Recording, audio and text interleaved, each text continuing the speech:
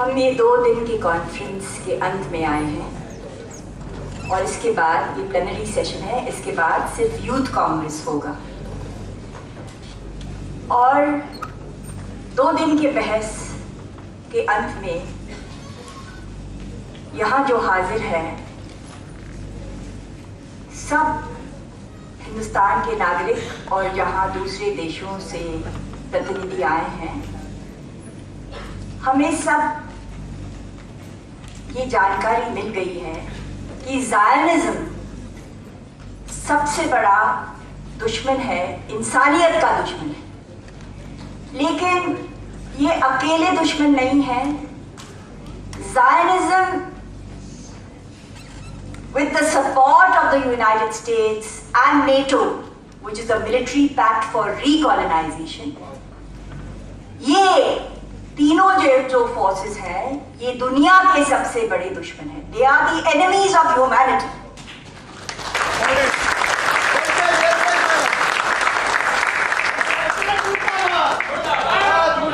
Without the support of the United States and NATO military forces, Zionism cannot be the force that it is.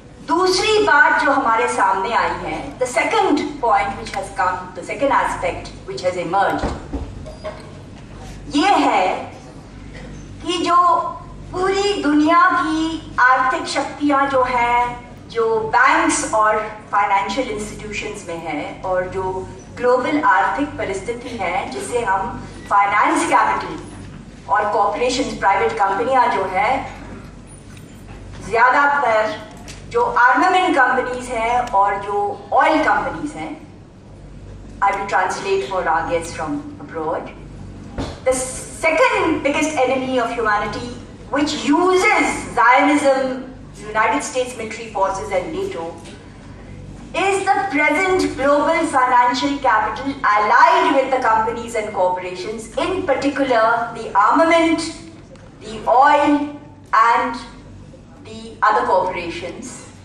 which has a stranglehold on the world economy. इनका कब्जा पूरी दुनिया के आर्थिक परिस्थिति पे है और जब तक हम ये नहीं समझेंगे, until we do not understand this phenomena of economic and military control, हम जो आगे संघर्ष है, हम ये संघर्ष और ये लड़ाई नहीं कर पा सकेंगे unless we understand the global financial capital, the companies and its alliance with Zionism, the United States and NATO forces. We will not be able to advance our struggle. हम आगे नहीं बढ़ पाएंगे। The situation जो आज परिस्थिति है पूरी दुनिया की, ये वो ही परिस्थिति है जिसका सामना हमने colonization में किया था। These are the same forces which we had to deal with when the world was colonized. And what we are facing today is recolonization. What we have seen in Iraq, what we have seen in Afghanistan, what we are seeing in Somalia, what we are seeing in other parts of the world is recolonization. Once again, एक और बार ये प्रयत्न कर रहे हैं, देशों, भिन्न अलग-अलग देशों पे कब्जा करने की प्रयत्न हो रही है। ये साफ जाहिर होता है। It is clear that the attempt and the objective is recolonization. Libya का उदाहरण मैं दे रही हूँ और आज सीरिया भी बहुत जबरदस्त खतरे में है।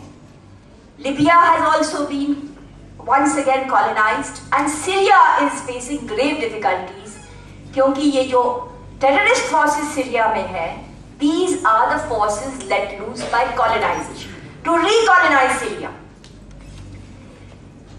The other aspect which we have to deal with is कि कई हमारे एशिया में गवर्नमेंट्स हैं, अरब वर्ल्ड में भी है, एशिया में भी है और नेटो के फोर्सेस का उदाहरण तो मैंने दे दिया। The other aspect is that some of our governments in Asia and the Arab world are collaborating with these forces. And this also poses a severe threat because we are seeing Which were the forces let loose in Libya along with NATO forces? Which countries of the Arab world collaborated in the occupation of Syria? Which countries in the Arab world are collaborating with the attack on Syria and on Libya? And who are the collaborators of the region for occupation? In conclusion, I would like to say that the Palestinians are our front line. Palestinians जो हैं, उनका संघर्ष जो है, वो हमारे पूरे देश की सुरक्षा का फ्रंट लाइन बना। एक जमाने में वियतनाम फ्रंट लाइन था, आज Palestine is our military front line. The struggle of the Palestinian people today is not only a struggle confined to Palestine, but it is the front line of the struggle of the world against Zionism and the global financial forces which seek to recolonize the whole world and convert us. वो चाहते हैं कि पूरे देश के नागरिक भिन्न देशों के नागरिक उनके गुलाम बन जाएं। They wish to take over the entire resources of the world. और मैं आपको ये बताना चाहती हूँ कि लिबिया के ऊपर हमला क्यों हुआ।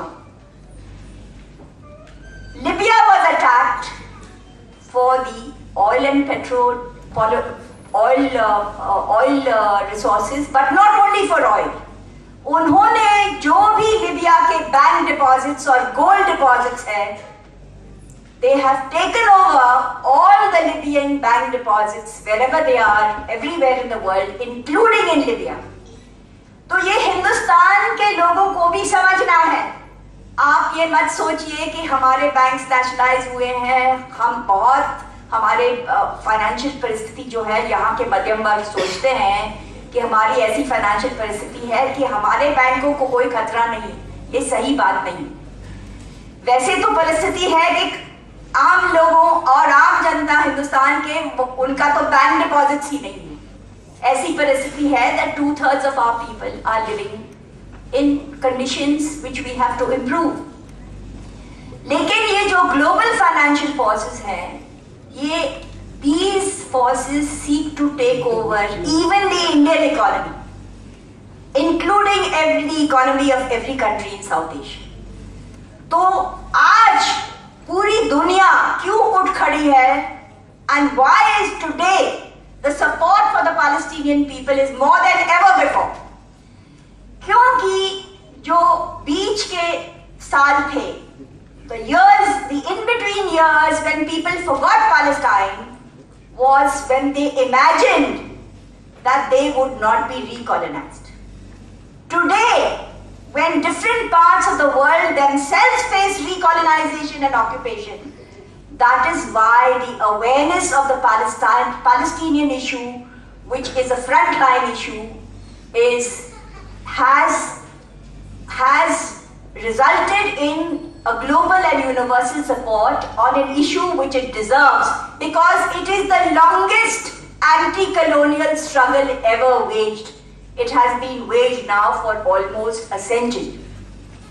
In conclusion, I wish to say that we will continue our support for the people of Palestine because they are a part of the global struggle against military occupation of countries. As we believe, and as our great leader Mahatma Gandhi believed, that every society has the right to determine the nature of its own economic and social policies. हर देश को ये हक है कि अपनी जो नीति है वो अपने देश के लोगों के लिए हो। Every country has the right to reorder its society. No other country has the superiority or can dominate any other peoples or countries. And what the Palestinian people have established before us, जो Palestinian के लोग ने हमारे सामने सबसे उदाहरण दिया है कि आजादी जो है ये हर नागरिक का हक है।